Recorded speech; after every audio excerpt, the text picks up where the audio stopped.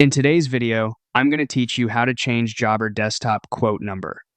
We'll walk through the exact clicks you need to make, plus a few tips so your numbering stays tidy and consistent.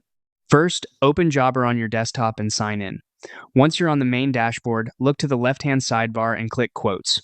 This takes you to your list of quotes, where you can see statuses, dates, and other details at a glance. To quickly find the specific quote you want to update, use the Search Quotes bar near the top.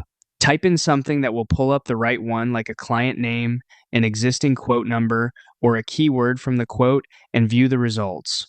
From the list, click the quote you choose to open its details page. Inside the quote, locate the pencil icon, which is the edit control. Click it to switch into edit mode. You'll now be able to modify fields on the quote. Look for the field labeled quote number. This is the identifier that appears on your documents and in your client communications, so it's important to keep it accurate.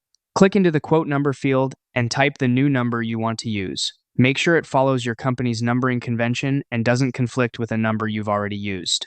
Keeping a consistent pattern, like including the year or using leading zeros, can make searching and sorting much easier over time. When you're happy with the new quote number, click Save. After saving, confirm you can see the updated number at the top of the quote. If it doesn't appear right away, give the page a moment or refresh your browser to see the change reflected. That's all there is to it. Open Jobber, go to Quotes, search and select the quote, click the pencil icon, update the quote number, and save. With this quick process, you can correct typos, align with your internal sequence, or clean up your records so everything stays clear and professional.